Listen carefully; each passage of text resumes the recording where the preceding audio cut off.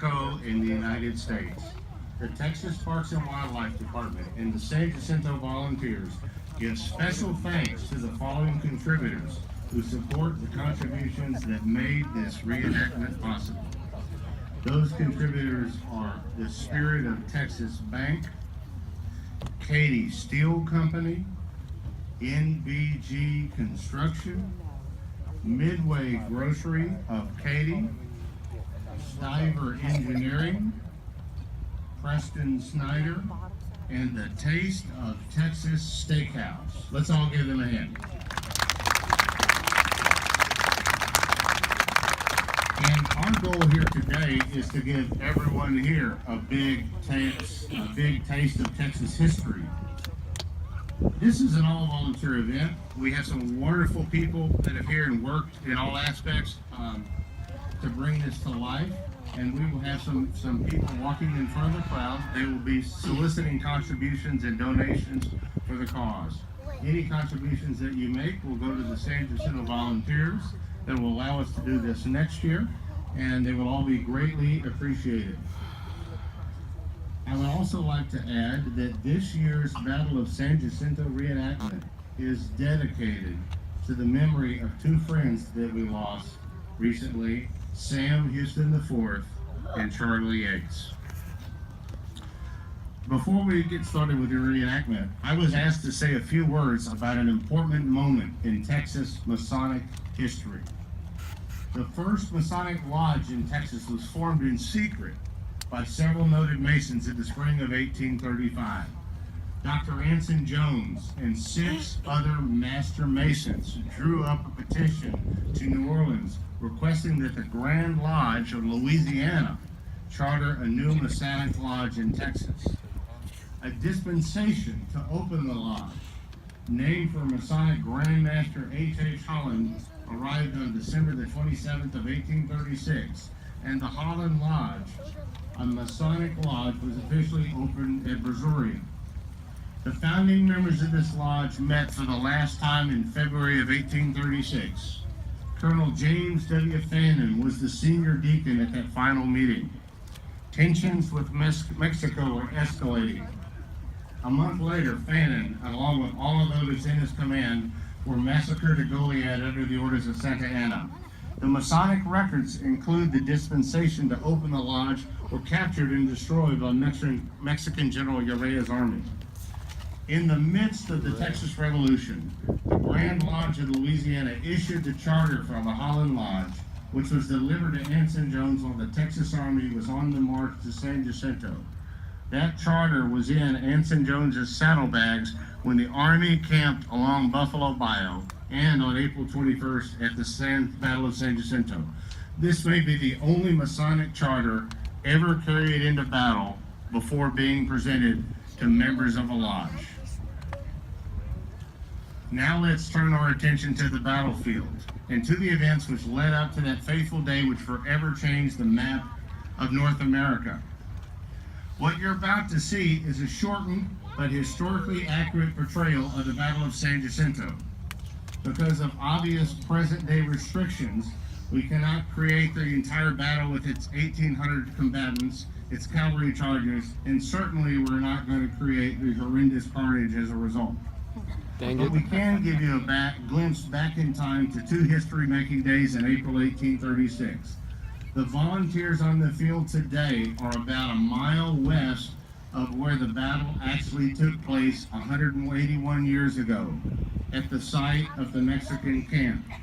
If you look to the east at the San Jacinto Monument, you'll see a tall line of trees behind the monument.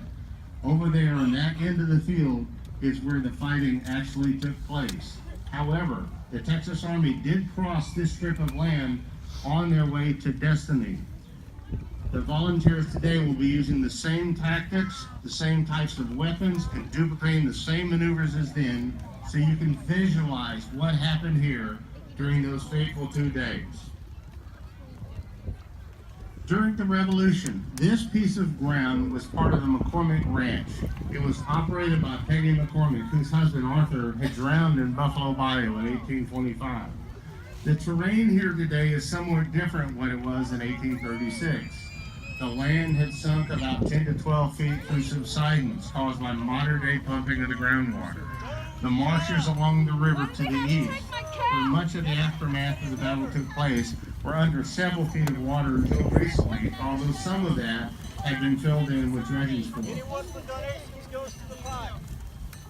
There's less vegetation today, but the contours of the battlefield have remained much the same except around the monument and the reflection pool where the landscape was altered during construction in the 1930s. The camps you see here were placed to provide a convenient place for our living historians to stay last night.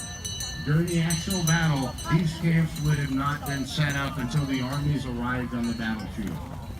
These camps duplicate the living conditions of the participants in the original battle. The original Texian camp was to the west of us, under the large trees which lined the bank of the Houston Ship Channel on the other side of the road which leads to the battleship Texas. And that was the side of the camp which was hugging Buffalo Run. The original Mexican camp was to the east of us, where it is located today, on the opposite side of the monument. There was no encampment of civilians near the battle or between the two armies. The encampment is here today to allow you to interpret the travails and the trials that were endured by the Texians and the Tejano families who were fleeing before the advancing armies under Santa Anna. We hope that this recreation of a portion of this historic battlefield will give you a greater understanding of how liberty was won for Texas. Pretend for a moment that you are in the Mexican state of Coahuila y Tejas. Much of the population, Mexican nationals and immigrants from other countries, including the United States, were in open rebellion against the oppressive rule of the centralist Mexican government. It is April 1836 at the end of an unusually cold and wet winter. It was the worst for some time. The weather, however, was not the only thing on the minds of the colonists. The Alamo had fallen in San Antonio de Bejar. All of its defenders were dead. Near Goliad, the 400-man army under Colonel James Fannin was defeated on the Battle of Colito Creek. After surrendering, they were brutally massacred on Palm Sunday under the orders of Santa Anna, despite the protest of Mexican General Jose Correa. Only a handful survived. Word of the massacre spread like wildfire across Texas. All of the colonists' time and effort was spent on escaping the advancing army led by Mexico's despotic dictator, General Antonio Lopez de Santa Anna. After witnessing Santa Anna's savage treatment of the rebels in Zacatecas and Yucatan in 1835, many of the oppressed people in Mexico did not support his invasion of Texas, where similar insurrections had been raging before the fall. Like the Texians, they wished for the freedom they had before Santa Anna rose to power and disposed of the Constitution of 1824, which guaranteed protections for the citizens of Mexico.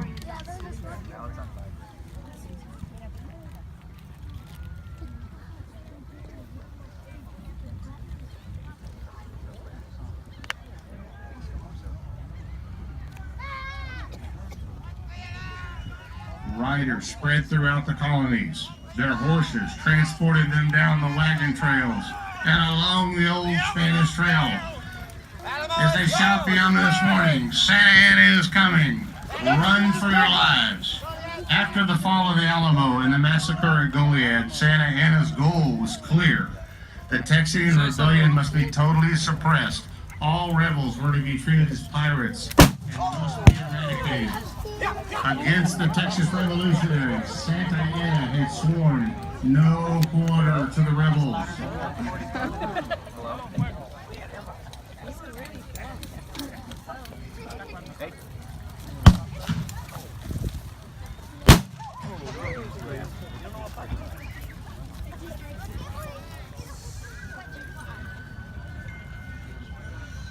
Everywhere, families are leaving their homes. Children screaming. They're leaving with their parents at their farms and they're fleeing east. It is not an orderly migration, but a chaotic exodus of terrified women, children, old men, slaves, all in their baskets, their household goods, anything they can carry to get to safety. Most of the young men have joined the Texas Army. Walking in front of you now is a small group of such colonists. They have been trudging along the hot, dirty roads for days and have come to San Jacinto on the way to cross Lynch's Ferry to Louisiana in safety. Here they will camp for the night and they hope to find some rest for the journey until the queue for the ferry clears.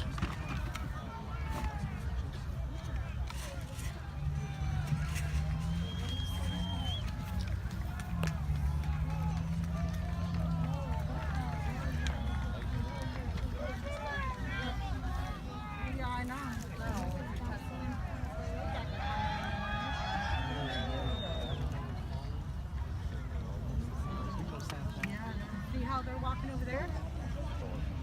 See all the way over there? Sam Houston? Yeah, they had a walk.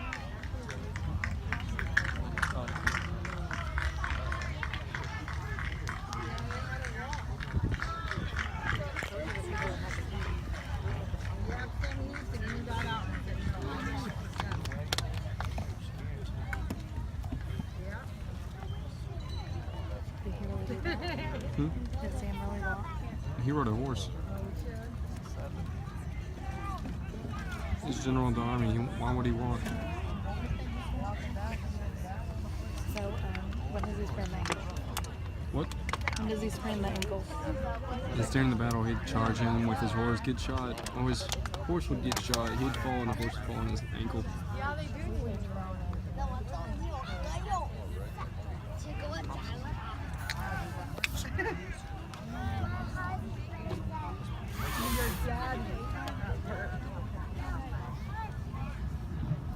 You can have a husband, you can have a wife.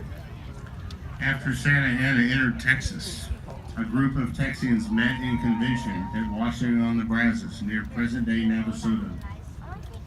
They declared independence from Mexico on March 2nd, wrote a constitution, and organized and formed an ad interim government in defiance of the Mexican dictator. It was the insurgent government officials that Santa Anna most wanted to capture. So Santa Anna, anxious to win the war and return to Mexico City, left most of his army behind near present-day Richmond on the left bank of the Brazos River. And he raced east with the detachment of his best troops in a bid to capture the rebel leaders.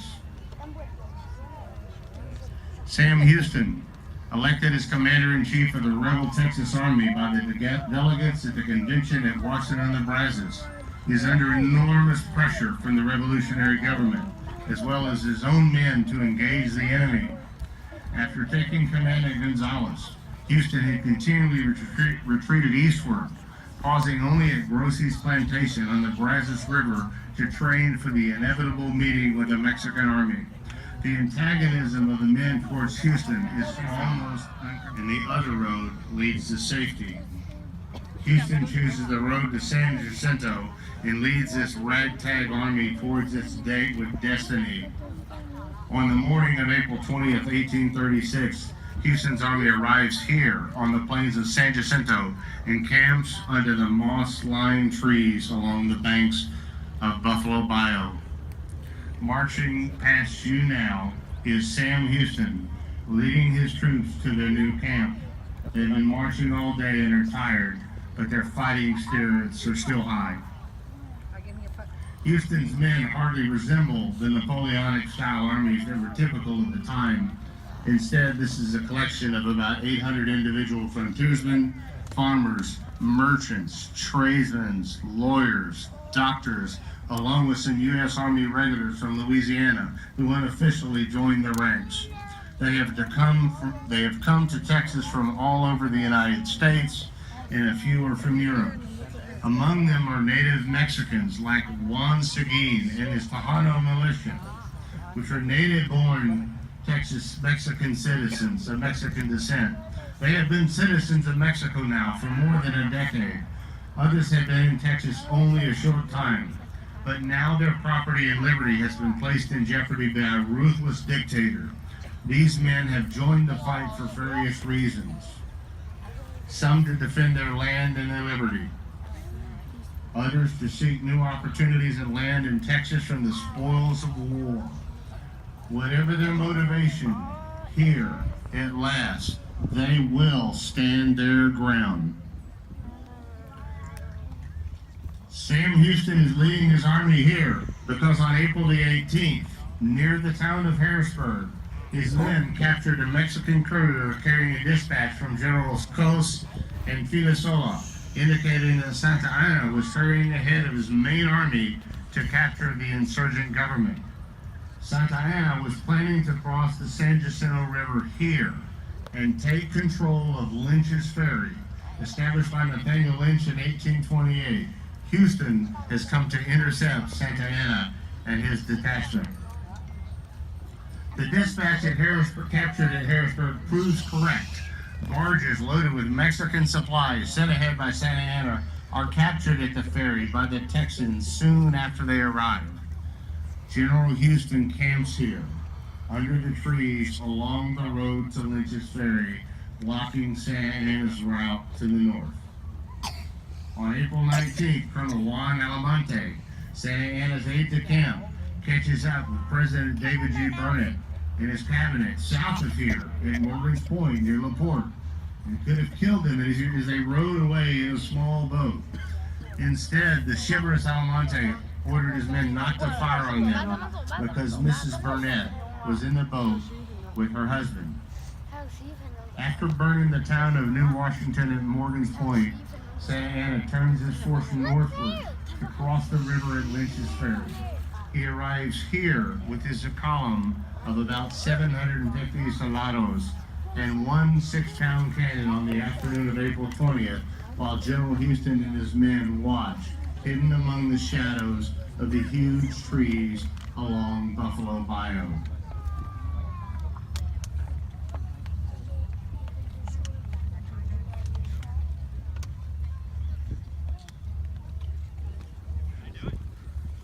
The first contact between the army of Sam Houston and Santa Anna is between the cavalry. After a brief skirmish on the road from Washington, the Texians under Colonel Sidney Sherman temporarily delay the Mexican advance and then ride to the Texan camp to warn General Houston that Santa Anna is coming.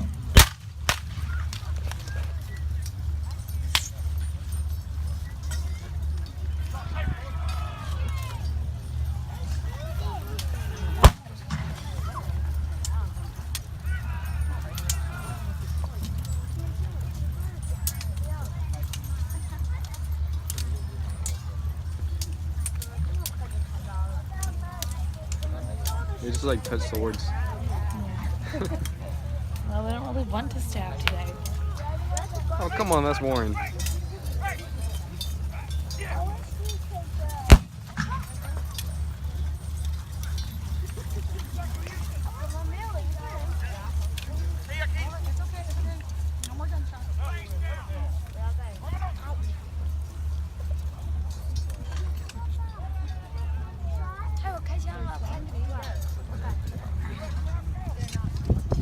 Yeah, they're not real, okay?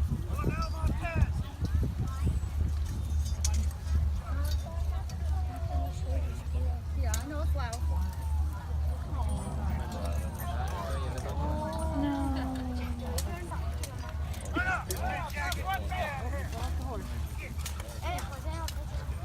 This was like for that dog. Yeah? There's like two girls.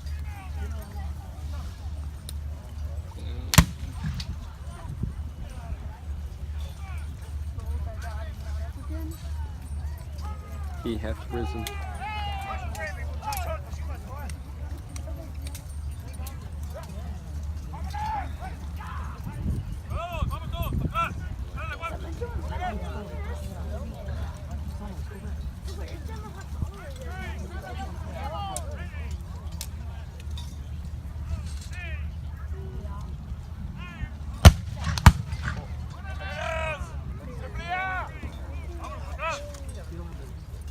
Okay, baby.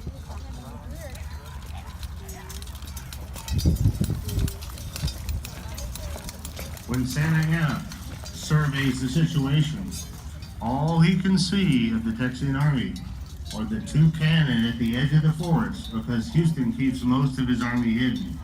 These cannon are the famous twin sisters, two 6-pounders that are gifts from the people of Cincinnati, Ohio. Santa Ana orders Colonel Pedro Delgado to advance the only cannon Santa Ana has with him, a 6-pounder called the Golden Standard.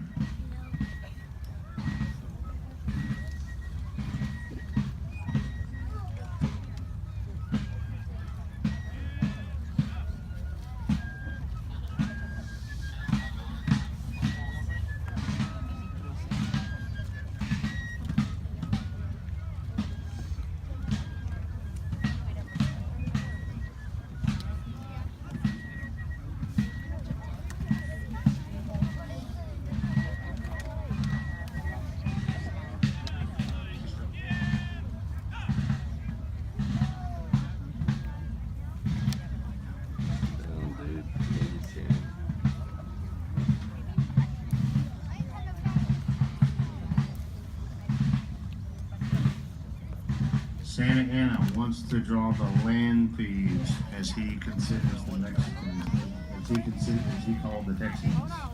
He wants to draw the Texians into the open so he can find out how many men are against him. But Houston wisely keeps most of his army hidden from view.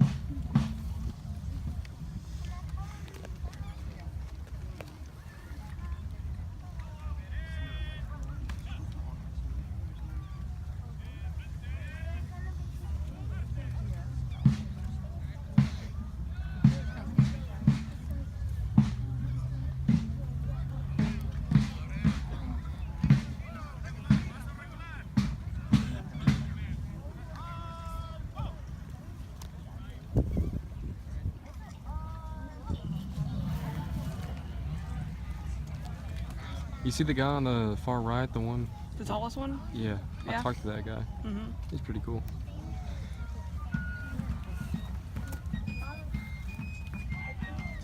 Mexico.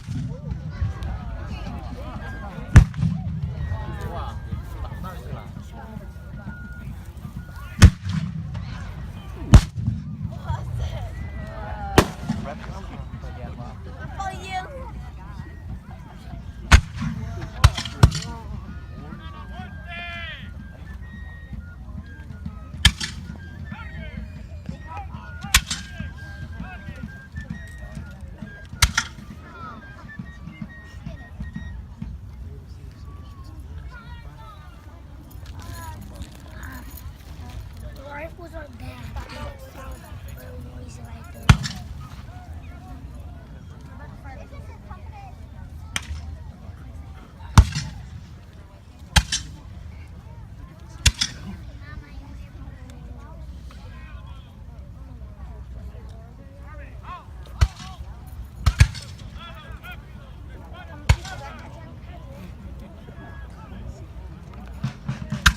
These guys are in single file.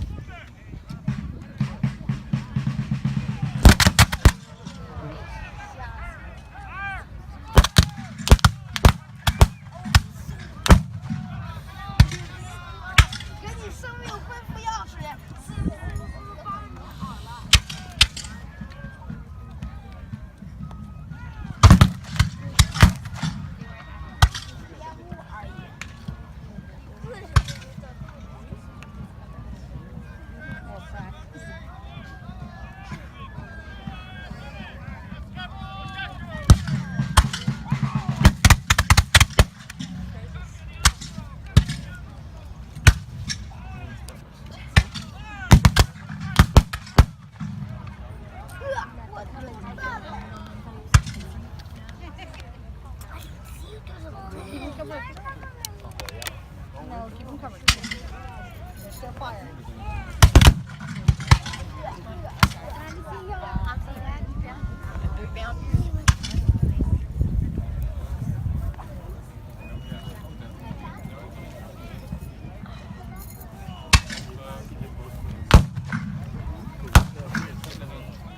Yeah, get in the way, dude. Thanks, dude.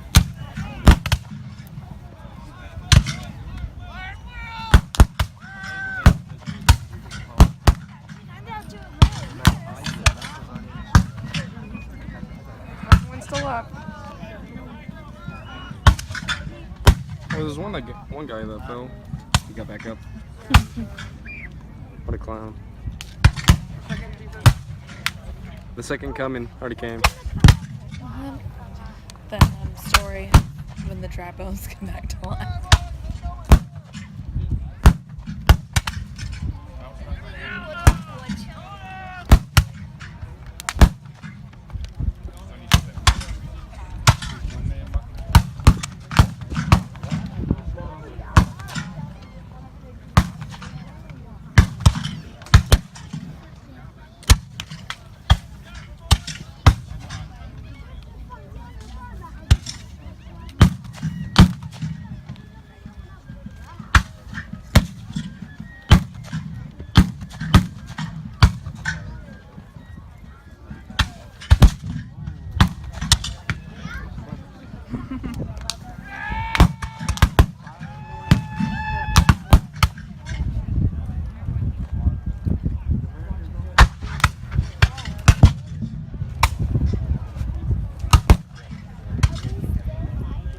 Are they still fighting?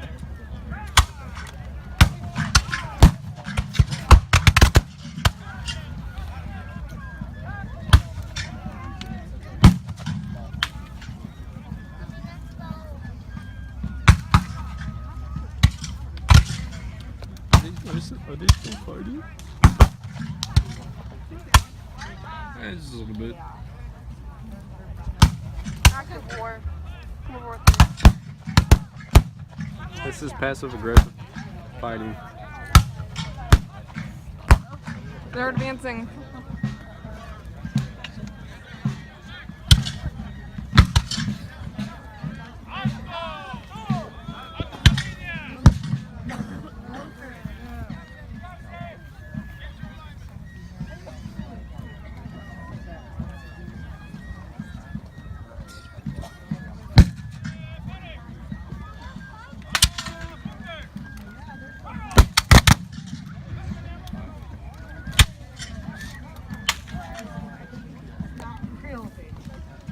Yeah, it's not real, nothing's dead yet.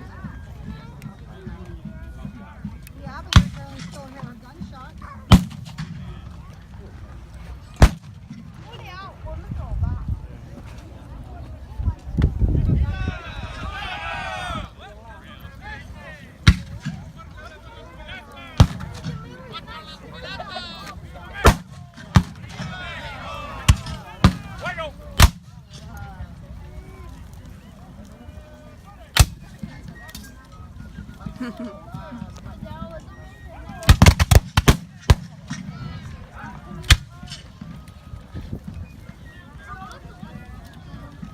They're using carbines, shorter muskets.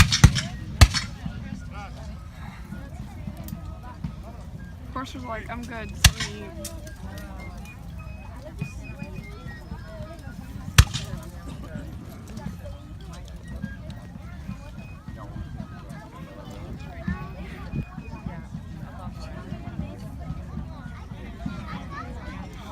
My foot's asleep.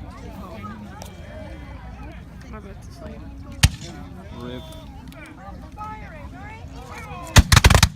Wiggle. Bella! Bella!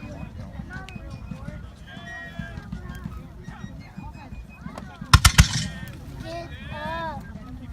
Stop it, Blaze! Get up! I said, get up!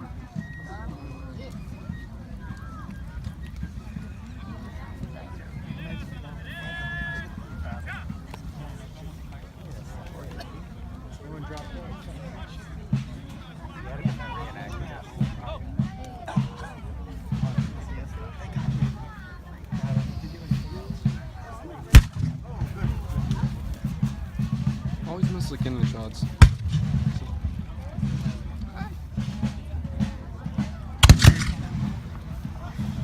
Realizing that he cannot draw the Texians into a general engagement with his artillery, Santa Anna orders troops from the Toluca Battalion to advance within musket range of the left wing of the Texian camp. All afternoon, the two sides exchanged musket fire. Solid shot from the Golden Standard and the showers of broken horseshoes from the twin sisters fly back and forth across the open plain. But since the firing was at long range, only Colonel James Neal, commander of the Texian artillery, was wounded on the Texan side. And miraculously, only one soldado was wounded on the Mexican side. But these are the first of many casualties to come.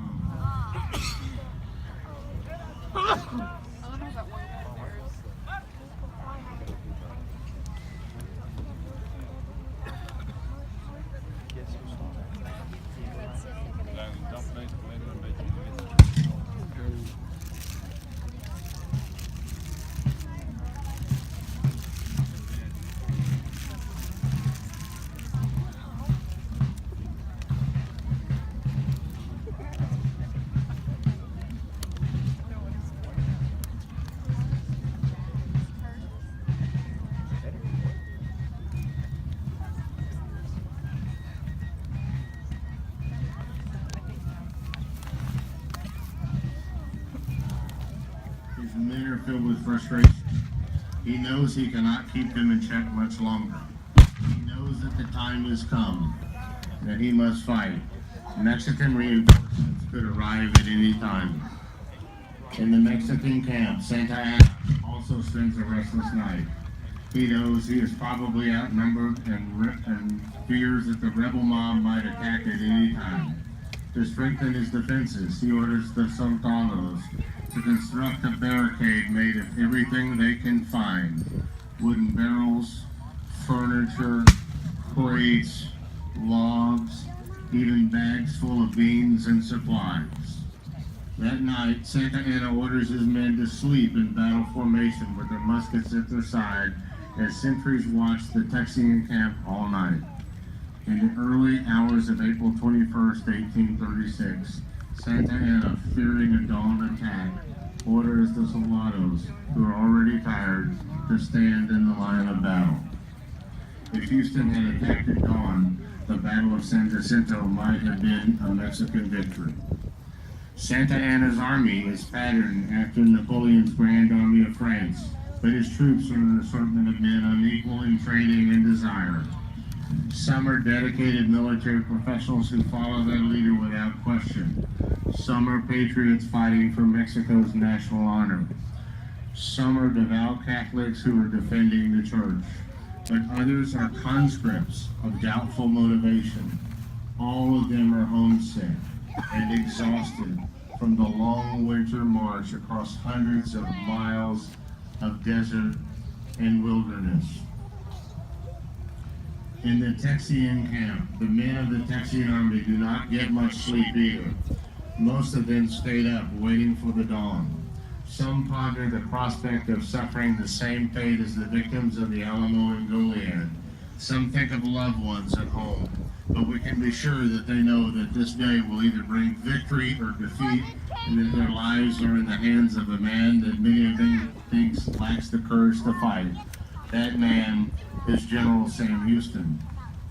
We do not know Houston's thoughts during that gloomy night, but he must have felt a heavy burden of responsibility for the men under his command, for the fleeing refugees, and for the fate of Texas. He must have known that this day would bring the greatest battle of his life. Now Houston is observing the Mexican camp. About 9 o'clock in the morning, just as Houston feared, General Martin Perfecto de Cos, Santa Anna's brother-in-law, arrives with over 400 troops who marched all night on muddy roads all the way from Rosenberg. But he brings militia instead of well-trained veterans, and his men are exhausted from the 25-mile all-night forced march. While walking alone on the prairie in advance of the Texian camp, Houston sees the Mexican reinforcements arrive. Now the situation for Houston suddenly becomes very critical.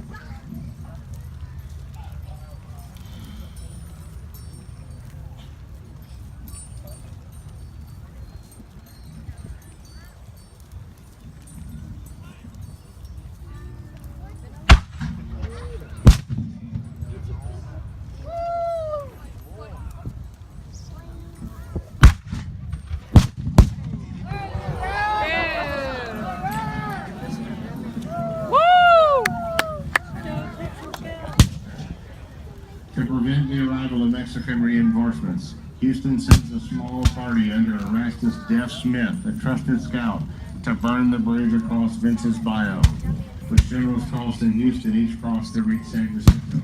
Houston tells Smith to hurry back or he'll miss the fighting. In the Mexican camp, Santa Anna is convinced that the rebels will not attack now that General Cost and his reinforcements have arrived. Becoming more confident, he relaxes his vigilance. In the Texian camp about noon, Houston calls his first and only council of war with his officers. He listens to their opinions about whether to attack or to defend, but Houston keeps his thoughts to Oh, there goes your himself. hat. Dude lost his hat. Yeah. I'm guessing he's the one going to die.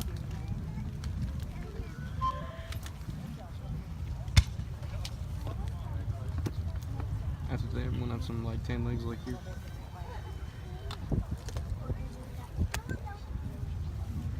G. Harry. They don't call me G.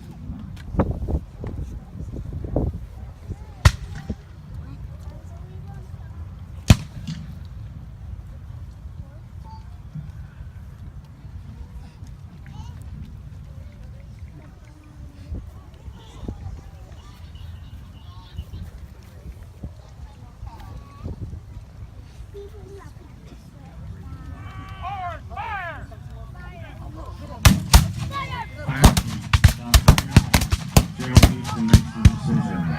He orders his Army Texas Nationals to fall into parade formation. At 4 o'clock, he now orders the line of battle to form. Colonel Sherman's volunteer infantry forms on the left Texian flank. To his right is Colonel Ed Burleson's regiment, the backbone of the Texas Army. Next to Burleson's regiment are the Twin Sisters, commanded by Colonel George Hockley. On the far right is the cavalry, commanded by newly promoted Colonel Lamar. In the Mexican camp, rifles are stacked, troops were sleeping, eating, or otherwise at ease. General Costas' men are camped on the way out of the Mexican right, still exhausted from their overnight march. Santa Anna is in his tent, confident in his superiority. The Mexican cavalry, after diligently watching the Texans all day in case they came out of hiding, is allowed to retire to feed the horses, but no one replaces them. The army of Santa Anna was resting for the hard fight which they foresaw the next morning, and not a single Mexican sentry was present to spot the Texans advancing on them. As the attack unfolds, Sherman on the Texan left will sneak up on Costas' unsuspecting military and surprise them. The attacking troops are not spotted until they're within 100 yards of the Mexican line. Lamar's cavalry will cut off any escape. The main body of the army, led by Burleson and Houston, will make a frontal attack on the Mexican barricade, and the Twin Sisters will open a deadly fire on Santa Anna's camp.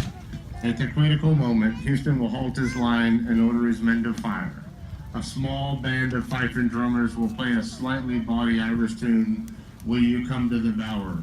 Sidney Sherman's men will raise the battle cry, "Remember the Alamo, remember Goliad," as the riders ride among them shouting, "Fight for your lives, Vince's Ridge is down, their date with destiny has arrived." In Santa Anna's camp, the startled soldados will rally to defend the barricade under the noble General Castrilla early on, but the small group of brave soldiers caught by surprise due to Santa Anna's complacency is no match for the Texans hell-bent on revenge. Castrilla will try to stop the rout, but it was futile, defending the golden standard.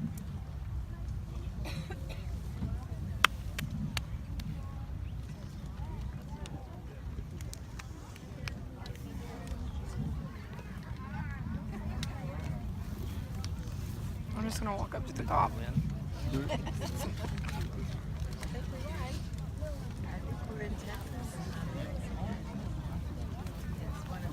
my God, got in the way.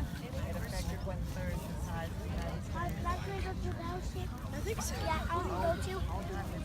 During the attack, General Houston was severely wounded on his left ankle, but he still continues to lead the attack. The taxi advanced through Santa Ana's camp as some of the soldados tried to rally and others seek safety in the forest behind the camp. But there are always swamps and rain-swollen bayous which block any chance of a retreat.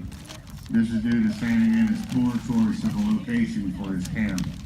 The Texians pursued the retreating soldados for another hour and a half. Over the protest of General Houston and some of his officers, the Texas Army becomes an uncontrollable mob of angry attackers, exciting their murderous revenge on the hapless Mexican soldados.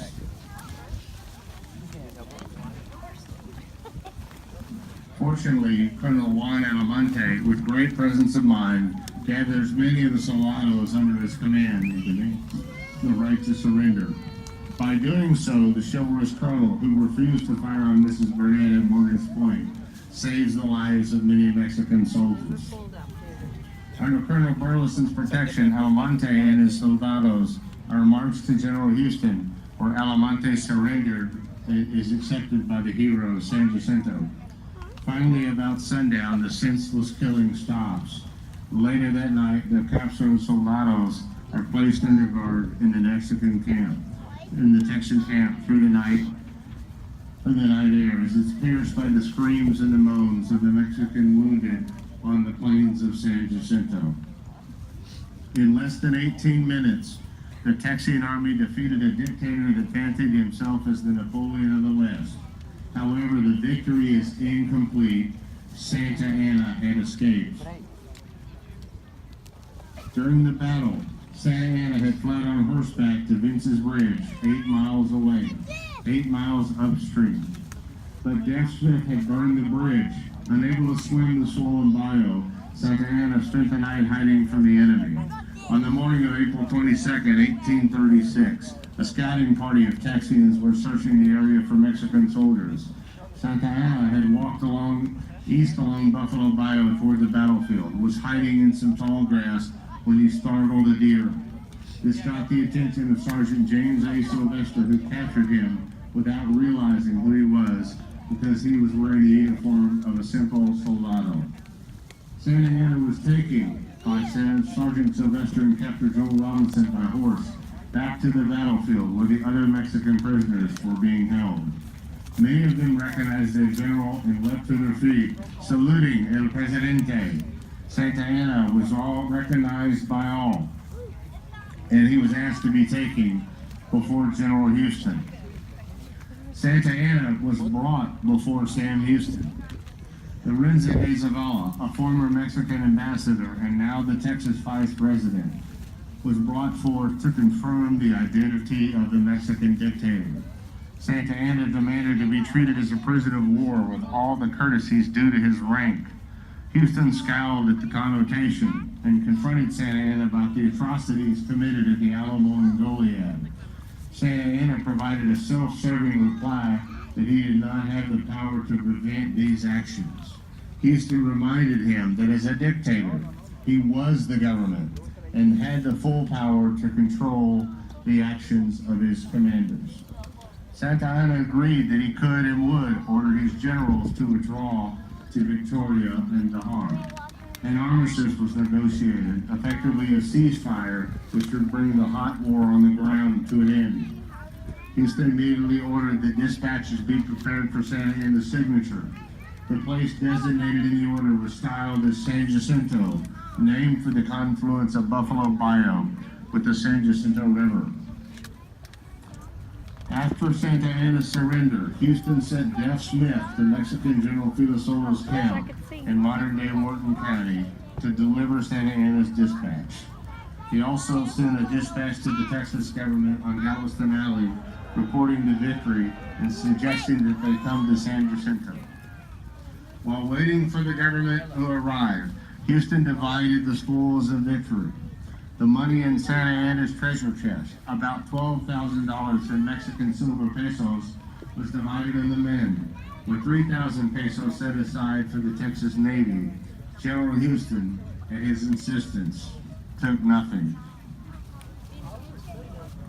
Towards the end of April, President Burnett arrived at San Jacinto on the steamboat Yellowstone under the command of Captain Ross.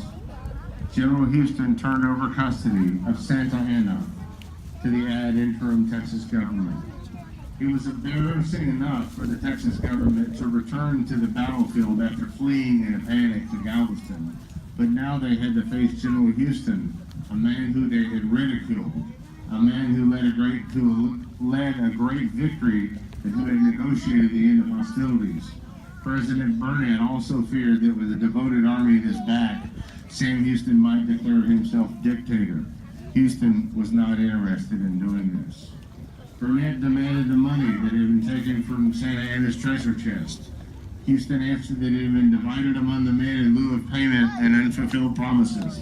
Sam Houston had been severely wounded in his left ankle and was relieved of his command. His duty had been done. Thomas J. Rusk was then appointed as the commander of the Texas Army. On May the 5th, the steamboat Yellowstone was being ready to take the officials of the Texas government, Santa Ana, and 3 of the senior Mexican officers to Galveston. The Surgeon General